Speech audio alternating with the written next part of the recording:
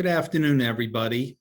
On behalf of the Employers Association of the Northeast, my name's Mark Adams. I'm Director of Compliance with the EANE, and I would like to welcome you to today's 30 on Thursday webinar. Our July topic here is on HR certifications, why it's good for you and your employer. Again, like with all of our 30 on Thursdays, this is a 30-minute session to provide a focused presentation on the subject matter. With regard to that, our ability of answering questions will be limited, but certainly if you do have questions about HR certifications in more detail, after you've reflected upon this program or in talking with your colleagues, you can feel free to contact any of us on the HR team at eane.org. or at EANE. We'd be happy to talk to you about them in more specific detail regarding your particular situation. But, I know there are some of you on the line that might be in HR for quite some time. We know that others of you who might be on the call today are maybe new to HR and building a career in human resources. Maybe because you've come from finance, accounting, operations, administration, or some other part. And the question you might be having is, well, why do I need to get certified in the first place? I already have a job. I've already got a position in there. And the point here is that getting certified can have a lot of benefits, both from the company's point of view, but even for your own point of view as either an aspiring HR professional or a seasoned HR professional in trying to continue to advance your own career. I mean, whether it's to earn more money over time, or maybe elevate within the organization that you're in, or maybe to elevate to a higher job elsewhere, or even if it is through the virtue of getting certified to gain more confidence yourself in your own abilities, or to command more confidence of your peers within the organization. There could be a lot of benefits that certification can bring in all of those regards. On the subject of pay, and that might have perked your ears, you might sit there and say, well, what do you mean I can make more money being certified?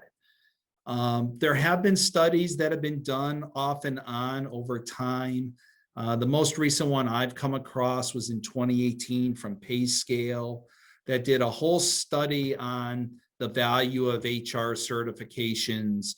And what they have found is that those certifications can gain a boost in pay, or people who have gained those certifications can gain a boost in pay anywhere from 10 to 25% in pay, depending upon the certification and, of course, who they're employed by over time. So it can create a monetary reward for you, but it can also create a lot of other rewards and benefits for you as professionals. So we are going to talk about that here today.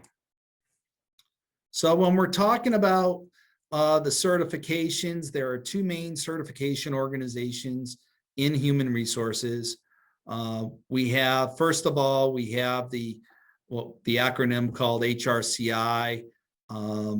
They have been the preeminent certification organization since 1976. Back in 1976, they actually worked with Society of Human Resource Management to establish the original certifications for both PHR and SPHR, and we're going to get into those in more detail. Roughly over 500 professionals have earned HRCI certifications over 100 countries over the period of time. Those two certifications tend to be the most universally recognized out there. And their test is actually revised periodically every 3 years or so. And their certifications are accredited through the National Commission of Certifying Agencies. So it's an agency that has validated the benefits of those certifications. And then, of course, there is also SHRM, which is the Society of Human Resource Management. Like I alluded to, they used to work with the Human Resource Certification Institute of HRCI and had worked together for quite some time. And you may say, well, that sounds like the past tense, and it is, because around 2014, SHRM and HRCI ended up breaking apart, and SHRM ended up deciding to do their own certification program themselves. Their certification for their certifications, SHRM-SCP and SCP, were accredited in 2016 by the Burroughs Center of Testing. So again, you've got two organizations that have had their exams certified by two different agencies. Now, HRCI also has what's called an APHR certification, which is the newest certification vehicle out there, and is really for people who are truly beginners in the HR field, or those people who want to position themselves to move into HR that are not currently HR. You can even have students, for instance, coming out of school that might be ones that might be ripe to step into that. When we're talking about looking at these certifications, you know, and I will talk about this a little bit later, you have some that are tactical in nature and you have some that are strategic in nature. And when we're talking about the tactical side, if I were to look at these, the PHR1 for the HRCI certification options and the SHRM-CP1 under the SHRM ones are what I would call your tactical level certification options. These are knowledge-based certification level certifications. They tend to focus on the technical and operational aspects of HR, your day-to-day functions, so to speak.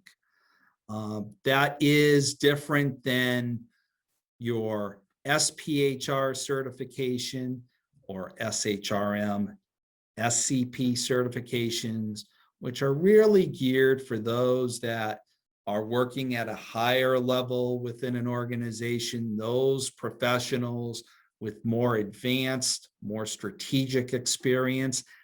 Those two certification and their exams really are geared for that audience in mind. And we're going to talk about this a little bit later as well. So like I alluded to, a few years ago, HRCI added this new certification for APHR. It stands for Associate Professional HR Certification. The cost for this is lower and the knowledge base is minimal.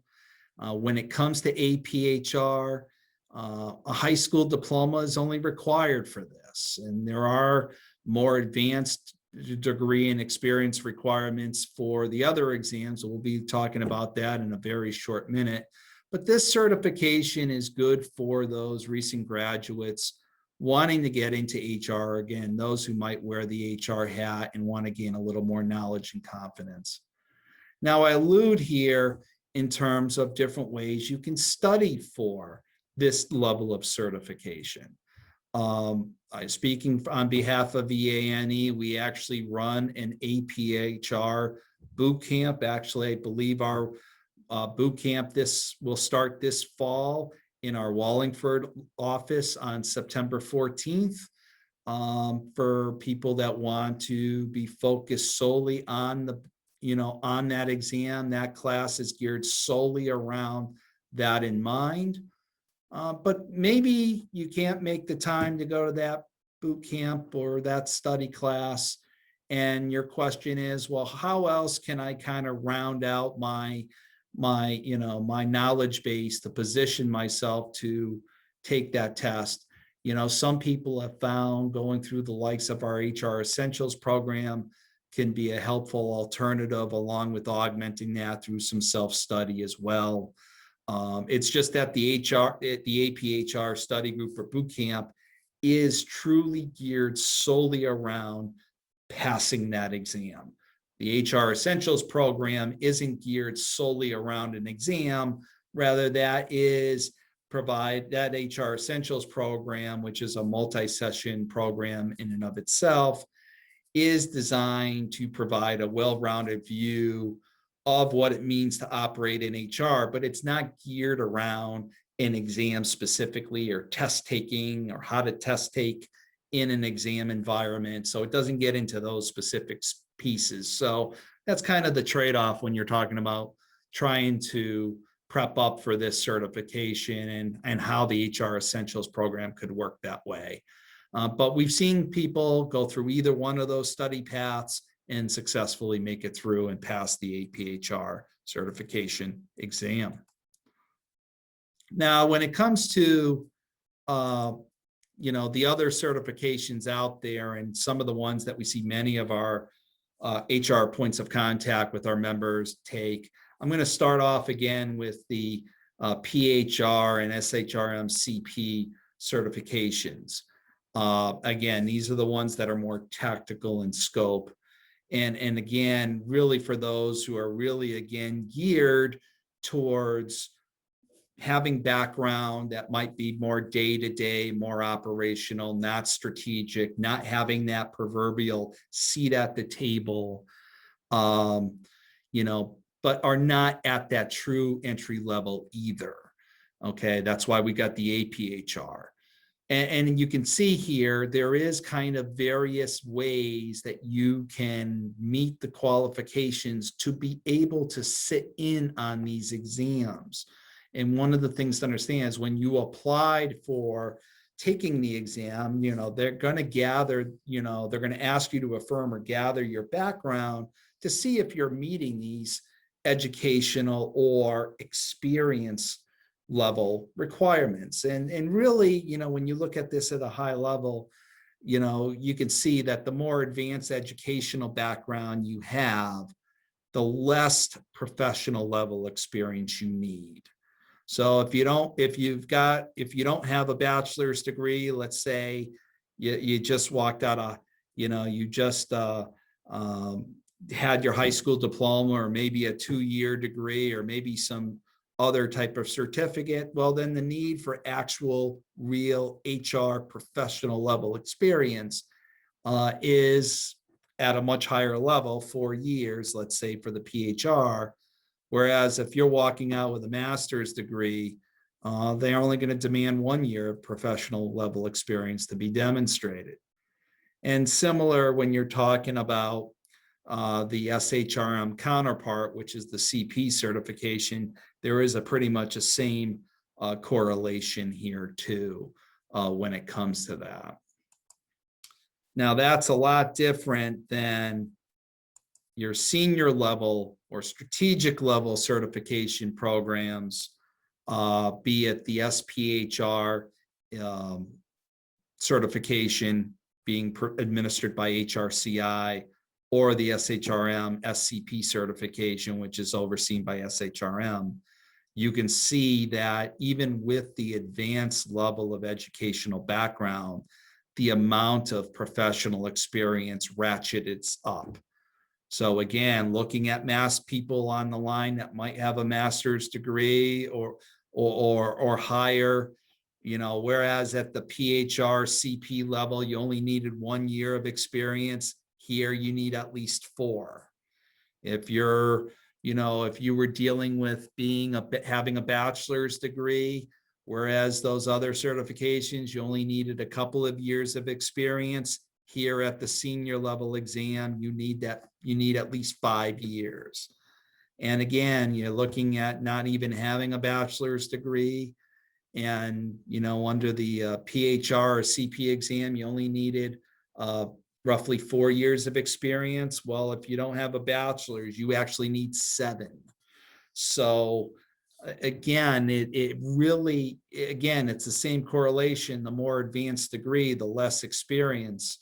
But because of these exams being a little more involved and complex, because they're really geared towards probing your knowledge really as a strategic senior HR professional, the level of experience nonetheless is higher overall across the board. than when we were dealing with those PHR-CP counterparts. So again, the one thing I will say on this too is HRCI and SHRM are being much more critical in really vetting out whether or not you have the capabilities to sit in on the exam. So when you're really looking at, the degree and experience levels, especially when you're talking about professional experience, you really need to think long and hard about whether or not the experience you have had in your business really is HR based or not. If the answer to that question is really no, or it's fairly light, you might want to think more and longer and harder about sitting in on that PHR or CP exam instead of the senior leading one.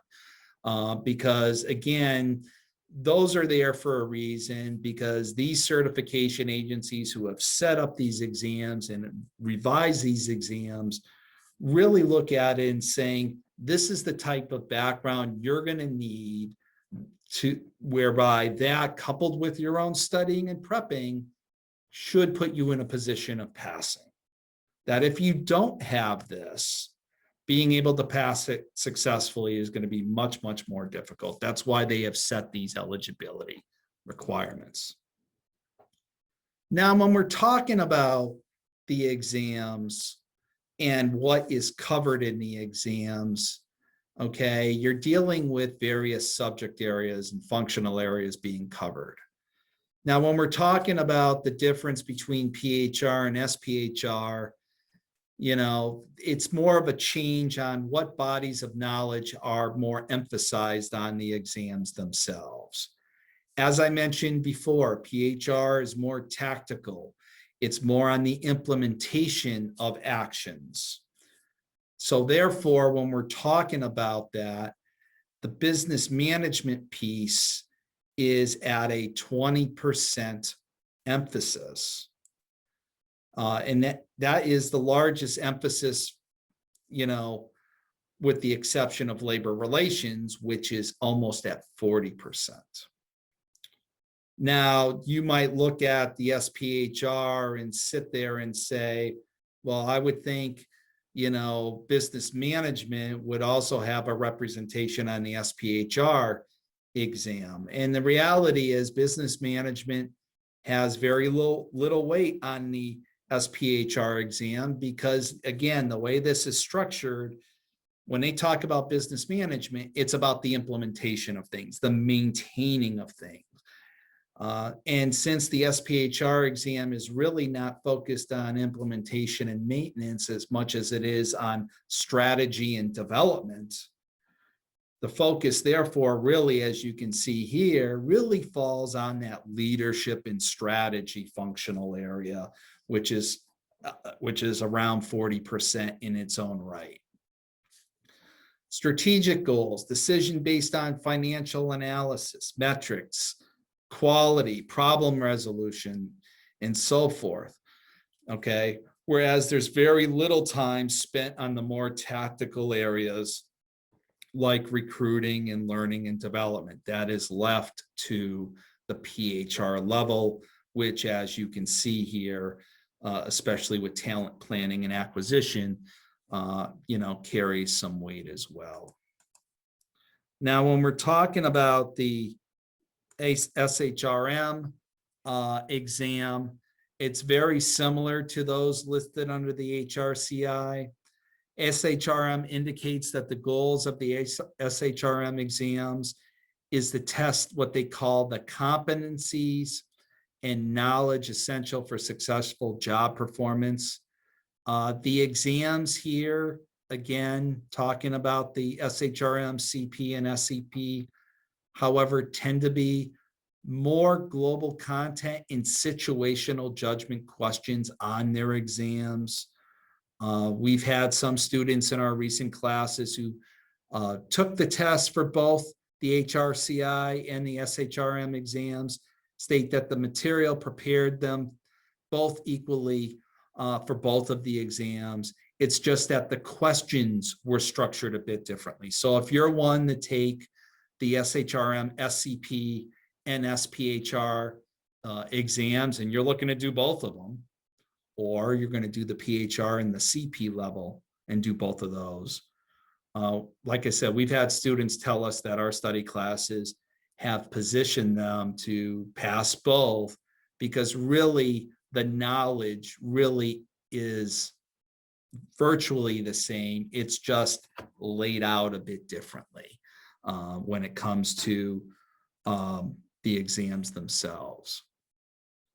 And when we're talking about that in more detail, again, here's kind of a little more of an explanation of it. It covers 4 different knowledge domains. It talks about people, organization, workplace, and strategy. Okay. And when we're really talking about this, and we're talking about, for instance, leadership in business, and we're talking about, the SHRM and SCP, talking about this from a situational judgment point of view, which is a pretty sizable component of it overall. Okay, we're really talking about items that assesses the candidate's ability to engage in good decision-making skills in situations calling for proficiency in certain behavioral competencies. The SHRM-CP and SCP exams contain 2 types of multiple choice questions: standalone knowledge-based items that assess a candidate's knowledge and undertaking of factual information, and scenario-based situational judgment items that assess a candidate's judgment, but more importantly, the application and decision-making skills to those scenarios. So you can get, what I mean by scenario-based here, you can have much larger fact paradigms that might have a handful of questions that follow that are to be looked at based on that common larger fact paradigm situation. So that's what we're really talking about here. Now, when we're talking about the exam itself and the delivery of the exam, both testing entities, HRCI and SHRM, have engaged with different testing centers for purposes of administering their exams. For the HRCI exams, they use Pearson VUE and their various test-taking centers. SHRM uses Prometric, so you can go online. There are various locations for Pearson VUE and Prometric throughout Southern New England if you're looking to take them at those testing locations. As far as the size of the exams and the duration of the exams, as you can see here, they're not one and the same. Looking at the HRCI exams for PHR and SPHR, they run between 2 and 2.5 hours in size. It's a little smaller overall. The SPHR, because it's more strategic and a little more demanding, there's a few more questions here, and it give you a little more time to do that. The SHRM is a longer exam, and it provides much more time overall with respect to that. The one thing I will say within these questions, so whether you're dealing with the 160 question SHRM exams, or you're dealing with the 140 or 115 questions for the SPHR and PHR respectively, is some of those questions in those exams are what we call field questions or test questions. They are not actually used in the final scoring of the exam of the test taker, but rather they're questions that are examined and monitored and tested out that are then evaluated to determine whether or not they should be used in future exams in a formal scoring capacity. So they're test questions. They're just kind of examining out whether or not those questions should be used in future exams or not. You, of course, as the test taker, are not going to know which questions are field questions or which questions are not field questions. So of course, that means you have to answer all of these questions to the best of your ability, because in both question or in all these exams, you don't get credit. You know, they don't adjust your scoring for leaving questions blank. You don't get partial question or partial credit for answering some of a question or none of the questions. So it's in your best interest to, of course, answer all of the questions to the best of your ability. Now, when you're talking about the cost for these exams, these are the current pricing. Of course, I would check our website and check, you know, the HRCI website as well. I don't believe the SHRM pricing has been set up as of yet. Within these price points is the $100 application fee. So for the SPHR exam, where it says $595, that includes the $100 application fee. Similarly, with the $495 and $400 fees, that would include the $100 application fee.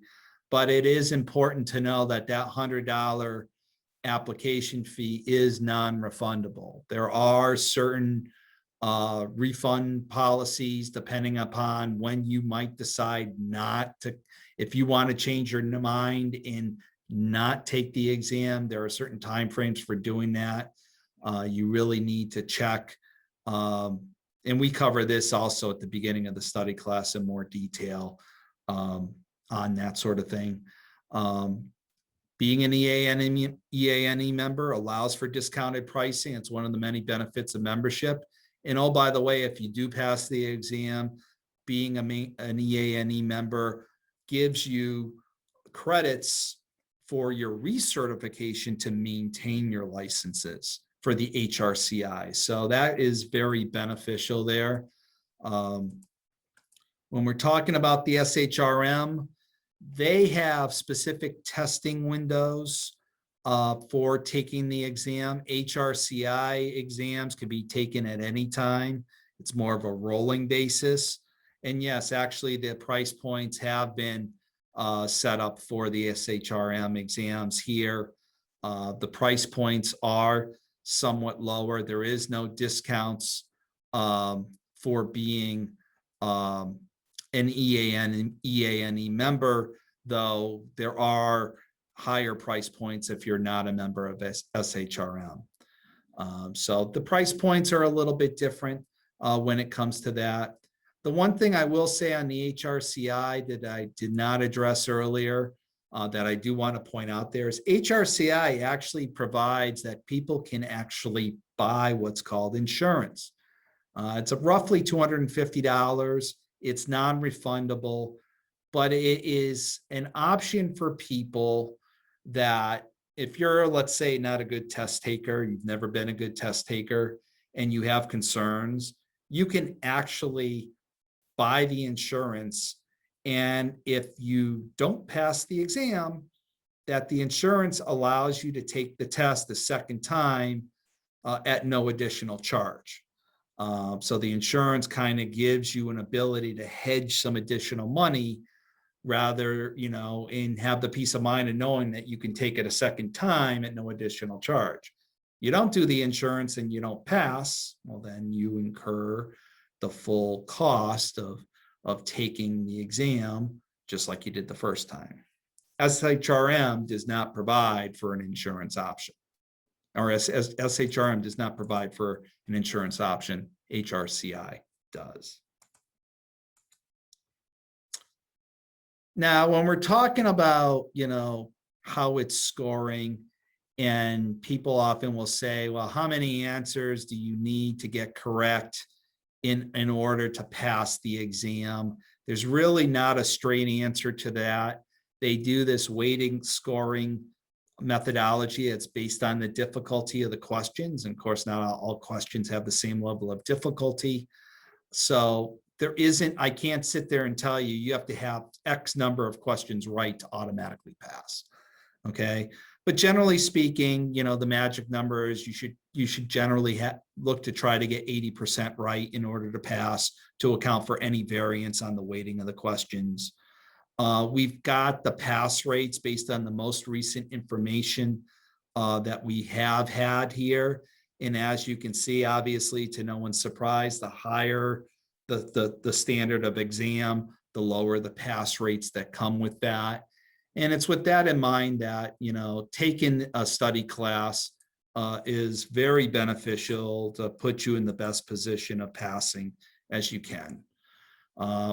Speaking as far as the EANE is concerned, we do have various study options, as I alluded to.